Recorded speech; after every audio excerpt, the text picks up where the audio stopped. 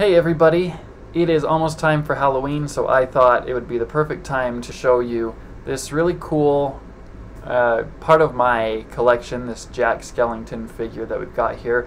We're in my animation studio today. That's what I call it. It's really just part of my basement, but we're doing this on my drafting table. I've got my books and my Toy Story collection back there behind us, but today I wanted to talk about this Jack Skellington figure. So this was made by a company called JUN Planning. I think that's how you say it. It's a Japanese company. I might be pronouncing it wrong. But he's about 15 inches tall from head to toe, and he's really cool. So I wanted to show him to you guys. I'll just show you the box real quick. If you have followed my reviews before, you know I don't really care about boxes. But I've kept this box just because it's kind of cool. Obviously it's a coffin. It opens with this little bone here. A little picture inside there. That's just like the tag that was dangling off of his body. But it's pretty cool. It's just like a cardboard. And I've kept it. I'm not really sure why I've kept it. I guess because it's just not your average box, but I like the little logo there. So that's pretty cool. I've seen a lot of different versions of this figure. I know that, well, I'm pretty sure that like Diamond has made a Jack Skellington that's very similar to this, I think, but with JUN Plannings, they've got a lot of different Jack figures that have different heads, and so I've seen some people have like all their different Jacks with different expressions in the coffins and lined up, and that's pretty cool. I just have the one. I don't really think I'm gonna buy anymore, but I really love Jack. I'm an animation major. I really like stop motion animation, and I think that Nightmare Before Christmas is a technically just so impressive, and it's a weird movie, and I think people like it because of how weird it is, and it's just really cool, right? It's a cool movie. The problem with Jack Skellington when it comes to figures is that he's very thin, very narrow, and so I've had a couple different Jack figures in the past that have been like 6-inch scale. And they just always break. Like, the limbs are so so thin that when they try and add articulation into a figure that is that small and that thin, they usually just don't last. So I wanted to get a Jack that was going to be hopefully a little more durable, but I didn't want a plush. So I got this 15-inch guy, so he seems to be pretty durable. He can be posed. You've seen me kind of moving his head around and his body around a little bit. Let me just like bring him closer to the camera here. I think that the face is really good. I don't know, looking at Jack, like, you might think that the head, it's so basic and so simple that it would be kind of hard to get it wrong, but regardless, it looks really good, right? It looks really good.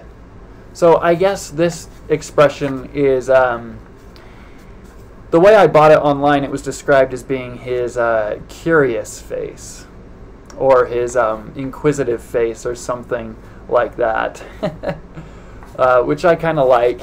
I didn't want one that looked sad or angry. I wanted him, I don't know. This is just an expression I really liked. I think the proportion is excellent. I mean, it's kind of like, it makes me feel like I've got the actual Jack model from the movie. You know what I mean? It just, to me, is a lot cooler than a 6-inch figure.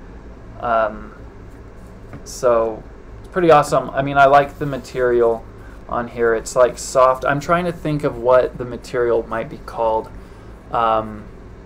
It's like kind of velvety. but probably not velvet. So I'm not sure. The bat here on the bow tie is like a softer plastic, but it's not like rubbery or anything. Hello. And I like the detail with the paint in there. The pinstripes on the suit go all throughout. You can see that. Which is another reason why I kind of wanted to go with a figure like this that's got soft goods and that's a little bit bigger. A lot of the 6-inch Jack figures that I've seen that are completely plastic, a lot of the paint job is like, they're pretty good on those figures, but it just kind of bleeds together, which sometimes gives a cool effect. But for this, I don't know, I just feel like, it sounds silly, but like, I don't feel like this is a figure of Jack. I feel like this is Jack. You know what I'm saying? So as far as his hands go, they are articulated at the wrist so they can swivel, but they can't go like up and down. It's not like a ball joint, and there's no articulation in the fingers, but it is a softer plastic that like they're not like brittle, but again, they're not like super rubbery either. So that's cool. He can twist at his waist, or kind of like a I don't know what you'd call that, a mid-abdominal sort of thingy. And then, yeah, his arms can come out pretty far. The suit kind of restricts it a little bit. I feel like if the suit wasn't on the figure, the joints would be able to move a lot more, but they can still move quite a bit. Pretty good range of motion there. My head's getting cut off. Ugh. Really spooky. Yeah, so the arms can go up, the legs can come up like that.